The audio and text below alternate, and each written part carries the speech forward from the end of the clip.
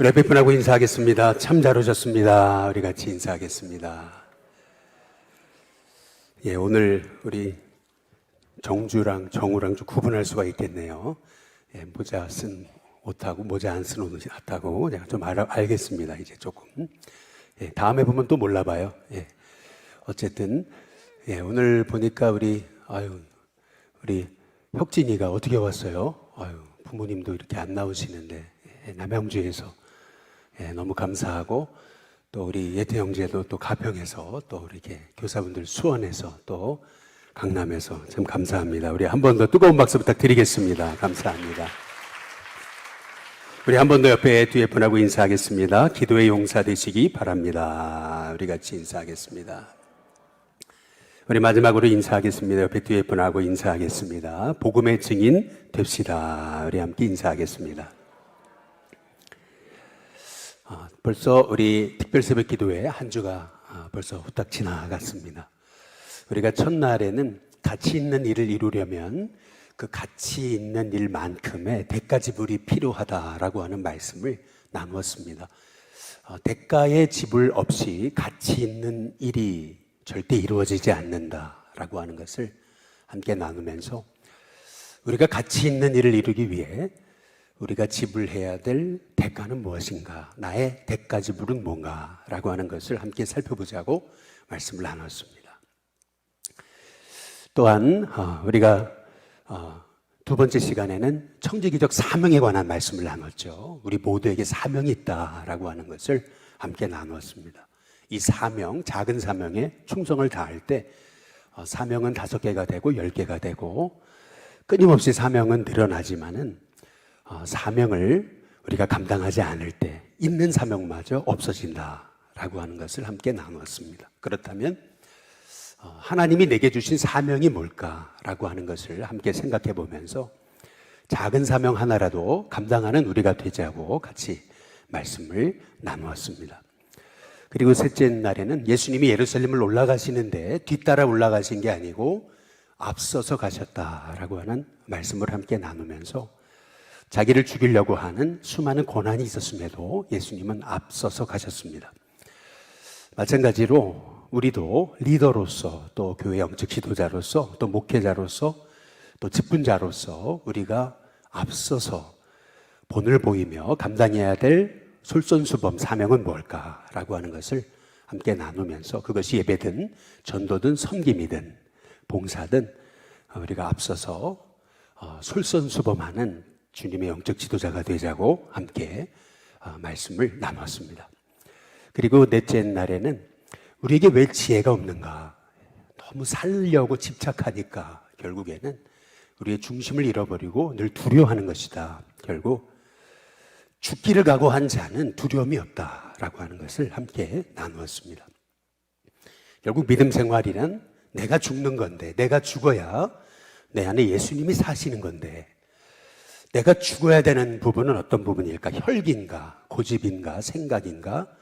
부정적인 말인가? 또 판단인가? 또 내 원망인가? 나는 어떤 부분에서 죽어야 되는가? 내 죽어야 될 자아가 어떤 부분인가? 내가 죽어야 내 안에 예수님이 사시는데, 예수님이 일하시는데 어떤 부분이 죽어야 되는지 우리 함께 말씀을 나누면서 예수님 내가 죽게 하옵소서, 그리고 예수님이 내 안에 살게 하옵소서, 우리가 함께 기도하자고 말씀을 나눴습니다. 그리고 어제는 사두개인들의 모습을 함께 살펴보면서 사두개인들은 창세기, 출애굽기, 레위기, 민수기, 신명기, 소위 모세오경을 딸딸 외우는 사람들이었는데 그럼에도 불구하고 그들은 하나님을 관념적으로 지식적으로만 믿었지 실제적으로 살아계시는 인격적인 하나님을 믿지 못했음을 예수님이 지적하신 말씀을 나누면서 우리는 정말 하나님이 살아계심을 믿고 있는지 죽은 하나님을 믿고 있는 것이 아닌지 우리가 함께 나누면서 우리의 삶에 시퍼렇게 살아계신 그 하나님을 날마다 의식하면서 살아갈 뿐만 아니라 그 하나님이 정말 살아계신다면 그 하나님을 나의 주님으로 고백하면서 하나님이 주님이 되실 때 우리 인생 속에서 세상 것에 집착하는 인생이 되지 않는다. 실은 천국을 잃어버리고 하늘을 잃어버리니까 남은 것은 오로지 세상에서 영광받고 높아지고 잘 살고 잘 먹는 것, 거기에만 관심을 갖게 된다라고 하는 것을 우리가 함께 나눴습니다. 오늘 우리가 나누실 말씀은 마음가짐, 마음 중심에 관한 말씀입니다. 예수님이요, 오늘 1절에 보면 눈을 들어 그랬거든요. 부자들이 헌금함에 헌금 넣는 것을 보시고 라고 이렇게 말씀하세요. 또 어떤 가난한 과부가 2렙돈 넣는 것을 보시고 이렇게 말씀합니다. 오늘 말씀에서 우리가 주목해 봐야 되는 것은 눈을 들어 라고 하는 말씀입니다. 눈을 들었다. 이게 무슨 말일까? 옛날에 성전에 들어가다 보면은 이렇게 나팔처럼 생긴 그러한 헌금함이 있었습니다. 들어가는 쪽은 작은데 밑에는 이렇게 넓은 거죠. 나팔처럼 생긴 헌금함이 있었어요. 근데 그 헌금함 앞에서 예수님이 뚫어지게 사람들이 헌금한 거를 보고 계셨다.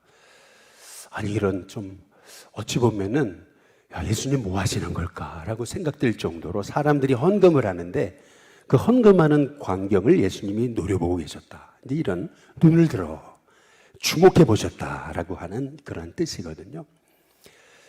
사람들이 헌금하는 것을 보시다가 예수님이 뭐라 그러시냐면은 부자들이 헌금하는 것도 보시고 또 아주 가난한 과부가 2렙돈의 헌금을 하는 것을 보시고 이 2렙돈은 이스라엘에서 헌금의 돈의 가치에서 가장 낮은 가치입니다. 우리는 뭐 10원짜리 또 50원짜리, 100원짜리, 500원짜리, 또 1000원짜리, 5000원짜리, 만원짜리, 또 5만원짜리, 또 수표, 10만원권, 100만원권, 수표 같은 것들이 있고, 화폐가 여러 종류가 있잖아요. 그런데, 당시 이스라엘에서의 화폐는 아주 제한적이었습니다. 그 제한적인 화폐들 중에서 가장 급이 낮은, 가장 작은 액수의 돈이 렙돈이었던 거죠. 이게 우리식으로 말하면 얼마인지 추정하기는 쉽지는 않지만 굳이 추정하자면 1,000원, 5,000원 모르겠습니다. 어쨌든 작은 2렙돈을 헌금하는 것을 보시고 예수님이 말씀하세요. 바로 이 가난한 과부가 이 2렙돈 헌금을 한 것이 가장 많이 한 거다. 이렇게 말씀하십니다. 그러면서 하셨던 말씀이 뭐냐면 그 이유가 이 가난한 과부는 가난한 중에 자기 소유의 전부를 드렸기 때문이다 라고 이렇게 말씀하고 계십니다. 예수님이 이 얼마 되지 않는 2렙돈의 이 과부의 헌금을 가장 큰 헌금이다 라고 말씀하신 이유는 뭐냐면 이 가난한 과부가 자기 소유의 전부를 드렸기 때문이라고 예수님이 말씀하고 계시는 거죠. 예수님은 헌금의 많고 적음을 본 게 아니고 예수님은 그 가난한 과부의 마음의 중심, 마음 자세, 마음가짐을 보시게 된 거죠. 우리 예수님은 지금도 우리의 마음의 중심을 보십니다. 여기 계신 분들 중에는 멀리 계신 분들도 많잖아요. 매일 교회에 나오고 싶으시지만은 또 그렇지 못한 분들도 많으시잖아요. 그러나 한 번을 나오건 2번을 나오건 여러분이 정말 주님을 사랑하는 마음으로 주님 전에 나왔을 때 그 한 번이 주님 보실 때는 그 10번이고 30번이고 100번 주님 앞에 오는 것과 다름이 없다고 우리 주님은 보시는 거죠. 근데 여기서 우리가 봐야 될 것은 뭐냐면 주님이 이 여인을 칭찬하신 것은 이 여인의 헌신이거든요. 자기의 전부를 드린 거잖아요. 여러분, 헌신이라는 게 뭘까요? 드릴 헌자거든요. 그러면은 신자는 무슨 신자입니까? 마음 신자입니까? 마음 심이에요? 아닙니다. 헌신이라는 건 드릴 헌자, 몸 신자입니다. 몸을 드려야 그게 헌신이라는 거죠. 예를 들면 강대상에 오늘 막 오물이 가득해요. 그런데 오물이 가득한데 어떤 사람은 그래요. 저거 치워야 되는데 마음은 이미 치웠다고. 여러분, 이거는 헌신이 아닙니다. 마음으로만 한 거예요. 이건 헌신이 아니에요. 헌신은 뭐냐면 몸을 드리는 거거든요. 여기 오물이 가득해요. 그러면 올라와가지고 그 오물을 몸으로 치울 때 이제 그거를 헌신이라 그러는 겁니다. 이제 어떤 분에게 전도를 하게 되면 이제 이분이 그러죠. 마음은 교회 다닌다고. 여러분, 마음은 교회에 다닌다는 얘기는요, 교회 안 다니는 거예요. 그걸 다닌다고 할 수가 없는 거예요. 몸이 주님 앞에 나와야 그게 진짜 교회 다니는 거예요. 다시 말해, 우리 주님이 말씀하시는 헌신이란 뭐냐면 그냥 마음으로 내가 교회 사랑한다고. 여러분, 정말 교회를 사랑한다면요, 내가 아무리 멀리 살아도 내가 교회를 한 번 더 나오기를 힘쓰는 몸이 교회에 와 있어야 돼요. 그래야 한 번 더 교회를 생각하고 또 교회에 부족한 것이 뭔지, 성도의 아픔은 무엇인지, 사명은 무엇인지 생각하게 되는 거거든요. 그래서 이번에 특별 새벽 기도를 맞으면서 끊임없이 이렇게 참석을 독려하고 참석을 강조한 이유는 우리가 코로나 시대를 지나면서 늘 모든 게 이제 마음으로 하는 거예요. 마음은 교회에 가 있다고, 마음은 전도하고 있다고. 그런데 태신자 작정서를 써내려가지 못한다면은 그건 마음으로만 한 거지 전도한 게 아니에요. 그건 헌신이 아니에요. 헌신이란 뭐냐면 몸이 가야 돼요. 가족을 사랑한다 그래요? 내가 니들 얼마나 사랑하는 줄 아니? 그런데 같이 있어주질 않아요. 몸이 같이 있어주질 않아요. 같이 있는 시간이 없어요. 여러분, 그렇다면 그건 사랑하는 게 아닙니다. 정말 사랑한다면 몸이 가야 돼요. 몸이 있어야 돼요. 몸을 드려야 돼요. 몸으로 헌신해야 된다는, 그게 헌신인 거죠. 그래서 우리 예수님께서는 이 과부의 2렙돈을 보시고서 그 돈의 가치를 보신 게 아니에요. 예수님은 이 여인의 진정한 헌신을 보신 거죠. 부자들이 했던 돈이 얼마나 컸겠어요, 액수가. 그런데 부자들이 한 헌금이 크다고 말씀하지 아니하시고 이 가난한 과부가 2렙돈, 그 조그마한 5,000원 한 거, 그거를 가지고 우리 예수님은 가장 큰 헌금이라고 하시는 거예요. 왜냐하면 이 가난한 과부는 자기 소유의 전부를 드렸기 때문에. 여러분, 우리가 정말 주님 사랑한다고 한다면요, 주님 사랑한다고 하면서 우리가 하나님 말씀을 보지 않아요. 그러면 이건 사랑하는 거 아니에요. 남녀가 서로 사랑한다면요, 끊임없이 만나고 싶고 만나게 되고 같이 있게 되고 같이 못 있어가지고 너무나 안타깝죠. 아무리 여러분 우리가 누군가를 사랑한다고 해도 같이 있지 않으면, 함께 있지 않으면, 함께 대화하지 않으면 그건 사랑하는 게 아니라는 거죠. 그러니까 우리 주님이 보시는 진정한 마음의 중심, 그것은요, 얼마나 내가 내 삶을 하나님 앞에 올려드렸는가. 오늘 이 새벽에 우리가 마음으로는 교회를 사랑하고 마음으로는 전도하고 있고 마음으로는 기도하고 있고 마음으로는 내가 얼마나 이 교회를 위해 헌신하고 있는지, 마음으로가 아니고 여러분의 정말 몸으로 주님의 전을 사랑하고, 여러분이 정말 예수님을 사랑한다면 정말 내 시간을 들여 말씀을 보고 기도하면서 여러분의 삶의 자리에 예수님이 늘 떠나지 않는 귀한 종들이 될 수 있게 되기를 주님의 이름으로 축복합니다. 그래서 오늘 여기 말씀에 사람들은요, 성전을 가리키면서 이렇게 얘기해요. 5절에 그 아름다운 돌과 헌금으로 꾸민 것을 말하며, 이렇게 얘기하거든요. 사람들은요, 아름다운 성전, 아름답게 꾸민 그 돌들을 보면서 얼마나 아름답냐고. 요세푸스에 따르면은요, 옛날 예루살렘 성전은요, 벽이 다 금이었습니다. 금으로 다 도배를 했습니다. 그러니까 얼마나 아름답겠어요. 쳐다보지 못할 정도로 빛이 발했다, 이렇게 광채가 빛났다, 이렇게 이제 얘기합니다. 사람들이 얼마나 자랑스럽겠어요. 그런데 우리 예수님은 뜻밖의 말씀을 하시죠. 뭐라 그러냐면은 6절입니다. 너희 보는 이것들이 그랬어요. 이 성전이 날이 이르면 돌 하나도 돌 위에 남지 않고 다 무너진다. 너무 충격을 받았겠죠. 이 성전이 어떻게 무너지지? 이 아름다운 성전이 말이에요. 아니 갑자기 세계가 천지개벽이 돼가지고 이 성전이 땅 밑으로 꺼지나 이제 이렇게 생각을 했겠죠. 그러나 정말로 AD 70년에 로마가 유다를 정복하면서 그 유명한 티투스 장군이 예루살렘을 다 짓밟아버리잖아요. 요세푸스의 기록에 따르면 유대인들 100만 명이 죽었다 그래요. 그리고 9만 7천 명이 포로로 끌려갔답니다. 그게 요세푸스의 기록입니다. 하나님의 성전이 정말 주님 사랑하는 사람이 없어요. 주님을 위해 헌신하는 사람이 없어요. 껍데기만 있는 성전, 아무리 아름다워도 그건 무너진다.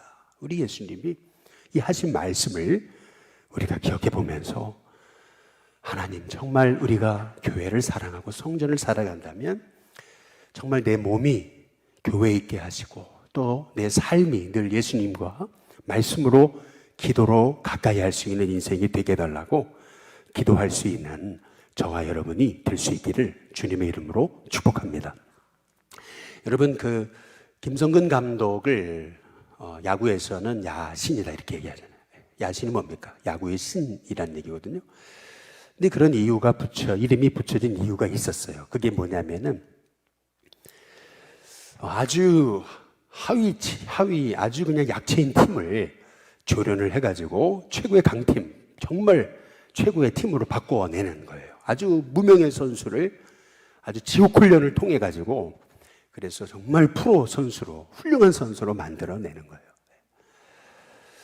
그런데 논란도 굉장히 많았던 거죠. 논란이 있어요. 그게 뭐냐면은 동계훈련 때 지옥훈련 시키는 건 이해가 되는데 시즌 중에도 말이에요. 시즌 중에도 훈련이 다 끝났어요. 그런데 밤이 되면요, 어떤 선수, 타자에게는요 1000번의 타격을 시키는 거예요. 1000번의 타격을 시키니까 아니, 그런 프로 선수인데, 프로 선수쯤 되면은 어느 정도 실력이 궤도에 올라와 있고 어느 정도 자기가 다 그 문제를 극복할 수 있는 게 있는데 그렇게 무작정 1000번 시킨다고 해서 달라지는 게 오히려 역효과가 있거나 오히려 부상의 이유가 되는 게 아니냐, 이런 논란도 굉장히 이제 많았던 거죠. 그런데 여러분 아마 박재홍이라는 선수를 아실 겁니다. 이 사람이 이제 처음에 신인으로 나왔는데 신인상뿐만 아니고 타격왕, 홈런왕 이런 수많은 이 타자로서의 그 왕을 다 석권했거든요. 그 다음에도 계속 그랬어요. 그러다가 갑자기 실력이 완전히 떨어져 버렸죠. 그래서 한물 갔다, 이제 끝났다, 이제 이렇게 생각했는데 김성근 감독을 만나면서 다시 천재성을 발휘하기 시작하면서 수많은 상대를 석권하죠. 근데 그때 기자들이 물은 거예요. 김성근 감독의 그 지옥훈련, 1000번의 타격을 시키는 걸 어떻게 생각하느냐, 이제 이런 질문에 이런 대답을 했습니다. 아무 의미 없이 그냥 하래니까 1000번을 치래니까, 그러니까 아무 의미 없이 1000번을 치는 거, 그 기사는 아무런 변화와 아무런 그러한 어떤 그 사람의 유익이 없겠죠. 조금 이렇게 하다 보면 기술은 나아질지 모르지만 그러나 그거 갖고는 안 되는 걸 알았습니다. 이제 그렇게 얘기를 하는 거예요. 근데 자기가 이제 1000번을 치라 그러니까 처음에는 1000번을 치면서 100번을 타격을 하잖아요. 200번 타격을 하잖아요. 여러분 야구를 해보신 분은 아시겠지만 스윙 한 번, 이 100번, 200번 한다는 게 얼마나 힘든 겁니까? 땀이 막 줄줄 흐르죠. 그러면서 그런 생각이 들었다는 거죠. 당장이라도 방망이를 내던지고 그냥 뛰쳐나가고 싶었더라는 거예요. 너무 분노가 치밀고 너무나 막 원망이 일어나면서 내가 좀 못한다고 이렇게까지 나한테 이렇게까지 할 수 있는 거냐, 막 분노가 일어나고 막 그러는데 어느 한순간 그런 생각이 들더라는 거예요. 뭐냐면은 나는 지금 왜 야구를 하고 있는가? 내가 왜 지금 여기서 배팅을 이렇게 하고 있지? 내가 야구를 하지 않는다면 난 지금 뭘 하고 있을까? 할 수 있는 게 없더래요. 왜 나는 지금 여기서 이렇게 야구를 하고 있지? 왜라고 하는 질문을 던지기 시작하고 나는 왜 지금 배팅을 하고 있는가? 난 이렇게 1000번을 배트를 휘둘리고 있는가? 라고 하는 것을 생각하면서요, 너무나 놀랍게도 마음가짐이 바뀌더라는 거예요. 마음가짐이 바뀌니까요, 그 다음부터 날라오는 공은요, 어떻게 하면 잘 칠 수 있을까? 아까 원 스트라이크 투 볼에서 그때 내가 공격적으로 내가 타격을 했더라면은 게임의 분위기가 달라졌을 텐데, 그때 안타를 쳤을 텐데, 그러면서 왜 나는 지금 스윙을 하고 있는가? 그리고 어떻게 하면 스윙이 나아질 수 있는가? 그러면서 마음가짐이 바뀌니까 어떤 마음으로 또 바뀌냐면은, 그래, 내가 이렇게 한번 안타를 치는 걸 통해서 우리 팀이 달라지겠지. 그리고 나와 함께 야구하는 사람도 나 때문에 한 번 더 기회를 얻겠지. 이런 생각으로 발전을 하게 되더라는 거죠. 그러니까 1000번에 배트를 휘두르는 게 목표가 아니고 기계적으로 그냥 하려니까 해서는 전혀 변화가 없다는 거죠. 언제 변화가 일어나는 거냐면 마음가짐이 달라질 때, 마음의 태도가 달라질 때, 마음의 중심이 달라질 때.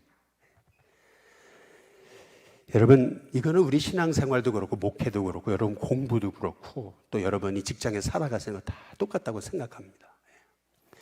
그냥 새벽에 나오려니까 마지못해가지고 그냥 나오는 인생하고, 나오더라도 하나님은 왜 나를 여기 부르셨을까? 이 새벽에, 그것도 바로 이 4월 첫 주에 하나님 나를 왜 여기 있게 하시는 걸까? 내가 은혜 받음을 통해서 변화될 그런 내 주변의 많은 사람을 생각해보고, 무엇보다도 왜 내가 변화돼야 되는 건가? 내가 변화됨을 통해서 영광 받으시는 분은 하나님이시지. 여러분 잘 생각해 보세요. 마음가짐이 바뀔 때 실은요, 하고 있는 일은 똑같아요.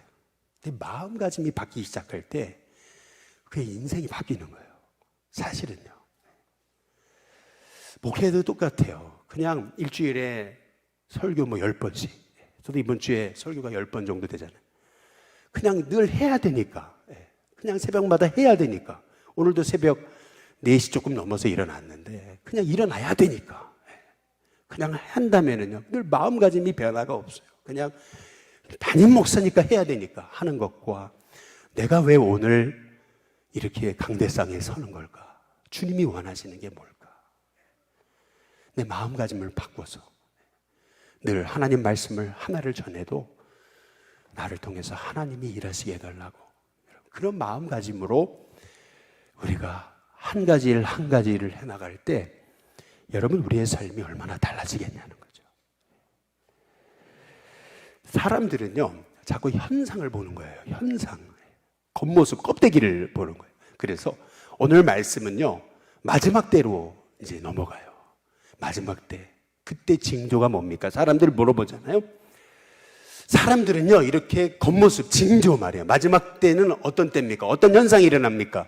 다 거기에 관심이 있어요. 물론 이게 중요합니다. 왜냐하면 마지막 때 현상을 알아야 우리가 대비할 수 있는 거거든요. 아, 지금 주님 오실 때가 가까이 왔구나. 그 현상이 뭐예요? 큰 지진, 기근, 전염병, 전쟁. 오늘 여기 말씀하고 있잖아요. 10절, 민족이 민족을, 나라가 나라를 대적하여 일어난다. 이 전쟁이거든요. 곳곳에 큰 지진과 기근과 전염병이 있겠고 라고 이렇게 말씀하고 있잖아요. 그 마지막 때 이 현상을 우리가 분별하는 거 굉장히 중요합니다. 그런데 우리가 이 현상만 바라보면은 우리가 이 마지막 때를 바로 살 수 없습니다. 주님이 말씀하시는 거는 이 현상이 아니에요. 현상의 핵심이 있지 않아요. 이단이나 이단성을 가진 단체는요 사람들한테 이 마지막 때 현상을 강조하는 거예요. 그래서 사람에게 두려움을 심어주는 거예요. 그게 신천지고 그게 JMS고요. 그게 다 이단의 속성이에요. 그 마지막 때에 대한 현상을 강조하면서, 봐라 지진 일어나지 않냐, 봐라 전염병 있지 않냐, 지금은 마지막 때의 지금 현상이다. 그러면 사람들한테 두려움을 심어주는 거예요. 근데 두려움을 심어주는 목적은 뭐냐면요, 그 단체에게 예속되게 하는 거예요. 거기 올무에 쓰이게 하는 거예요. 사람이 두려워하게 되면요, 두려워하는 대상한테 딱 올무가 쓰여지는 거예요. 어떻게 저 정명석 같은 사람을 저렇게 메시아로 바라보면서 사람들이 거기에 굴복했나? 여러분 그 이유는요, 사람이요 현상을 바라보면 사람에게 두려움을 심어준 거예요. 몇 번 예언 맞췄다고 아 저분이 진짜 신일지 몰라, 이렇게 사람들한테 두려움을 심어주면서 거기 예속되게 만들어버린 거죠. 이게 마지막 때 현상인 거죠. 우리 주님이 하시는 말씀이 뭐냐면은 그 현상이 아니에요. 오늘 말씀에서 중요한 것은 뭐냐면은 이렇게 말씀합니다. 우리 9절에 한번 보세요. 9절 같이 한번 읽어보겠습니다. 9절입니다. 시작. 난리와 소요의 소문을 들을 때에 그 다음 뭐예요? 두려워하지 말라. 이 일이 먼저 있어야 하되 끝은 곧 되지 아니하리라. 이러한 일이 있을 거예요. 그러나 끝은 아니에요. 핵심이 뭐냐면요, 우리 주님이 말씀하고자 하시는 본질, 그건 뭐냐면요, 두려워 말라는 거죠. 주님이 곧 오신다라고 하는 그러한 주님의 재림의 긴박성, 여러분 그것을 우리가 늘 갖고 있어야 됩니다. 그 분별, 그게 굉장히 중요해요. 그것이 있어야 늘 주님을 기다리게 되는 거거든요. 그러나 우리 주님이 원하시는 건 뭐냐면, 주님이 말씀하시는 것은 그렇게 끝이 가까웠다고 두려워하지 말라는 거예요. 저와 여러분의 마음에 두려워하지 않는 하나님의 종들이 될 수 있기를 주님의 이름으로 축복합니다. 그럼 이 마지막 때 뭘 해야 되는 거냐면, 그 다음 쭉 하시는 말씀이 뭐냐면 복음 전해야 된다는 거예요. 복음 전하다 어려움 당할 거다, 붙잡히게 될 거다, 사람들의 배신을 경험하게 될 거다. 그러나 무슨 말을 할까 두려워하지 말아라. 그러면서 뭐라고 얘기하냐면, 능히 대항하거나 변박할 수 없는 구변과 지혜를 너희한테 준다. 정말 담대하게 하나님의 약속을 붙들고 복음 전하고 하나님의 뜻대로 살면 하나님이 우리에게 어느 누구도 감당할 수 있는 구변과 지혜를 준다. 여러분, 이것이 우리 주님의 말씀이에요. 그러면서 오늘 말씀 마지막 우리 18절 19절을 한번 잘 보시면은 우리 한번 같이 한번 읽어보겠습니다. 함께 읽습니다. 시작. 너희 머리털 하나도 상하지 아니하리라. 너희 인내로 너희 영혼을 얻으리라. 우리 예수님 말씀하시잖아요. 하나님의 택함 받은 자는 하나님이 지키시는데 너희 머리털 하나 상하지 않는다. 머리털 하나 상하지 않는다는 건 뭐예요? 내가 반드시 너희를 지켜준다는 말씀 아니겠어요? 그러니 너희 인내가 중요하다. 인내로 너희 영혼을 얻는다.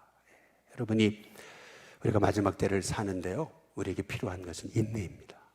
철저히 인내하고, 그리고 나와 함께 하시는 예수님, 나를 지켜주시는 예수님, 날 도와주시는 예수님, 그 예수님을 바라보고 우리가 복음 전하고 하나님의 뜻을 행하고 이 어두운 세상에 주님의 빛을 드러내는 삶을 사는 것을 주님이 원하시는 거예요. 이제는요, 우리 마음가짐이 좀 달라져요. 마음 중심이 좀 달라져야 돼요. 뭐 코로나 때문에 여러분 아닙니다. 앞으로는 더한 전염병, 더한 일들이 일어날 거라고 우리 주님이 말씀하시잖아요. 뭐 바빠가지고, 그거 아니잖아요.